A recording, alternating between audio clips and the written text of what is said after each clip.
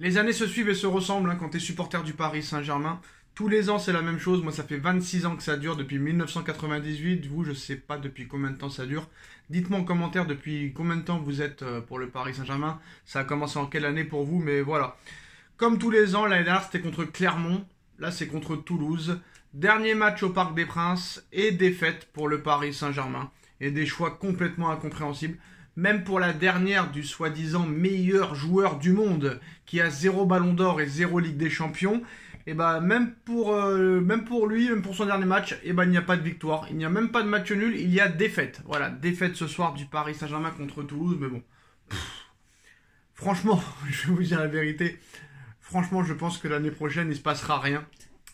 L'année prochaine il se passera rien, oui, retenez votre souffle, hein. Retenez votre souffle, vous pouvez éternuer. Je pense qu'il se passera rien, c'est tout. Voilà, faut être logique, faut être logique. Ces hommes-là qui sont à la tête de ce club ne peuvent pas réussir. Pourquoi ils ne peuvent pas réussir? Je m'explique. Parce qu'ils ne comprennent rien au ballon. Qui c'est qui disait il y a un an Mbappé meilleur joueur du monde, Mbappé partira jamais libre. À l'arrivée, c'est ce qui s'est passé. Le mec il part libre.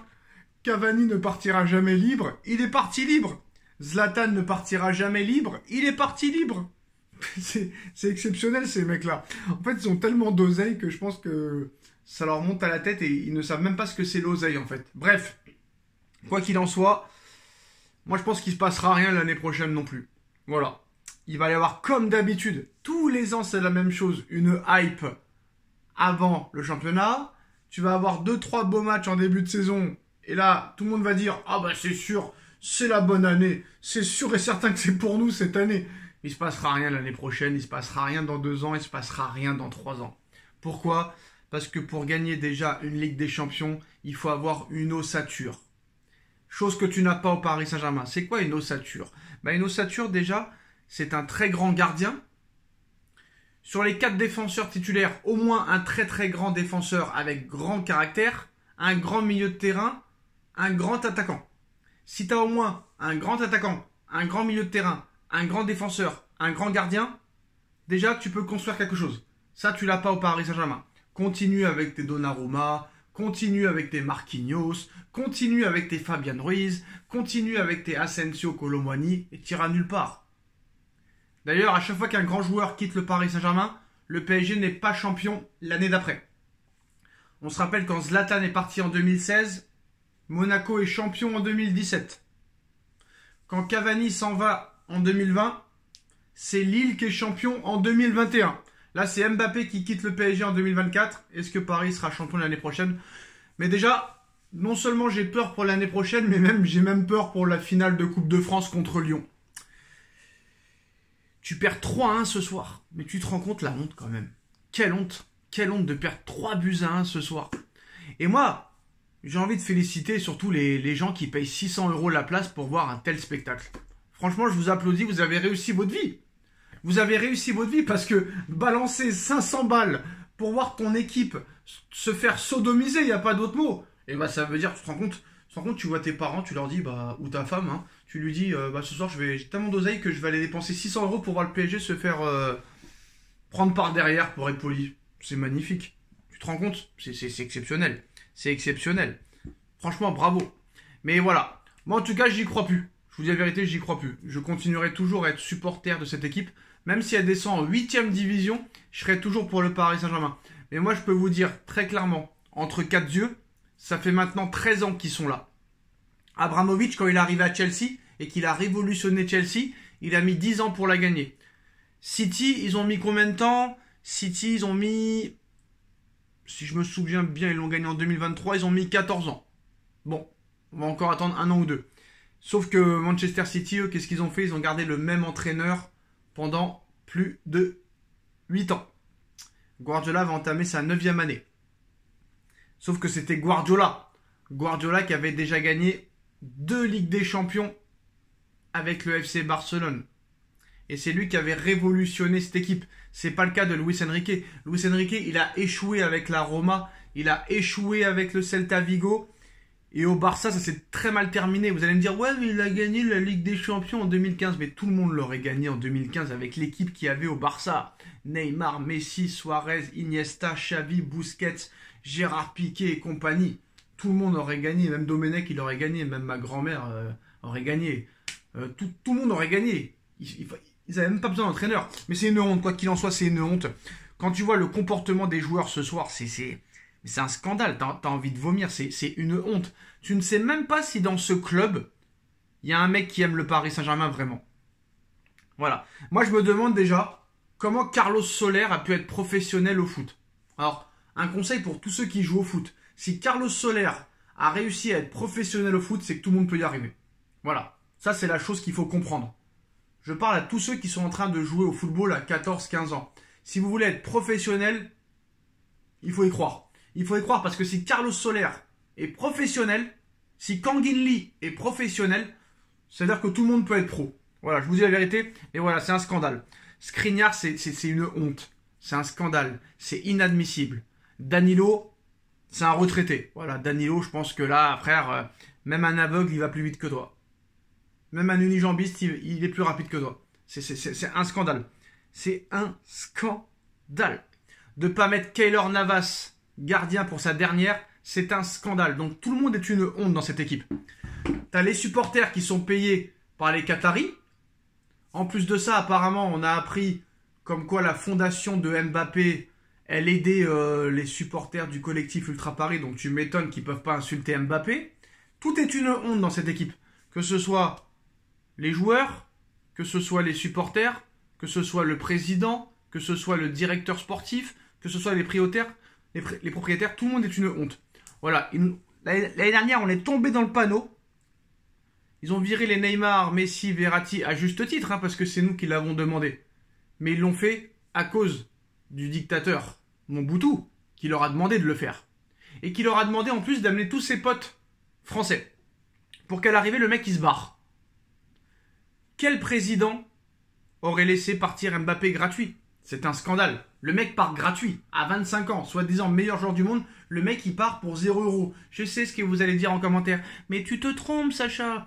Il ne part pas pour 0 €. Vu qu'ils avaient l'intention, dans son contrat, de lui donner une prime de 180 millions d'euros. Donc Paris, non seulement va économiser cette prime de 180 millions d'euros, plus son salaire de 72 millions d'euros par saison. Quoi qu'il en soit, tu repars avec 0 € d'indemnité de transfert. Quoi qu'il en soit, que tu le veuilles ou non.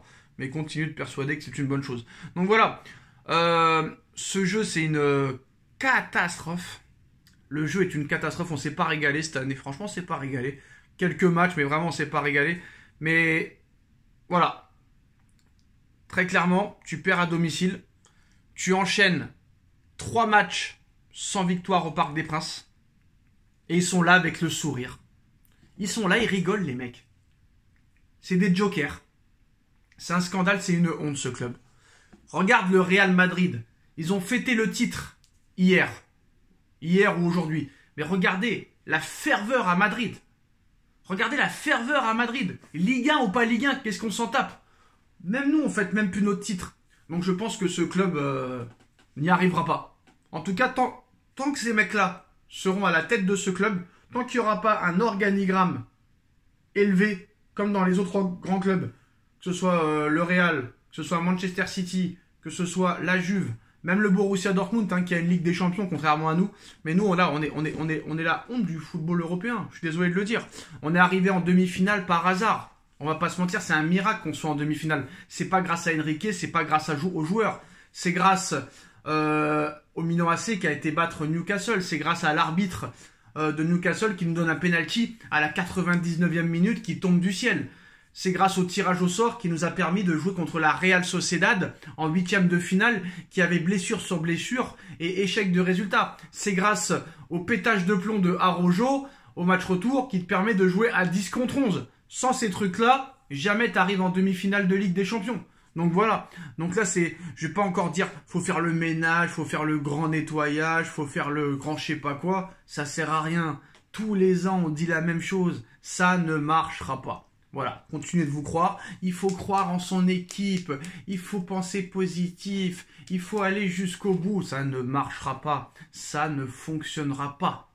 Quoi qu'il en soit, continuez de vous en persuader. Ce soir, c'était un match amical, même pas de Ramos titulaire, même pas de Kolo Muani titulaire, même pas Navas titulaire pour son dernier match en Ligue des Champions. Parce que le génie Enrique nous explique, ah bah non, vous comprenez là, c'est un match de préparation en fait, pour la saison prochaine déjà. Mais à qui tu veux faire croire ça? On ne sait même pas quels seront les joueurs qui vont venir. Donc à un moment donné, voilà, ça ne marchera pas. Tant que Nasser Al-Khelaifi sera président de ce club et tant que QSI sera propriétaire du Paris Saint-Germain, le PSG ne remportera jamais la Ligue des Champions. Voilà.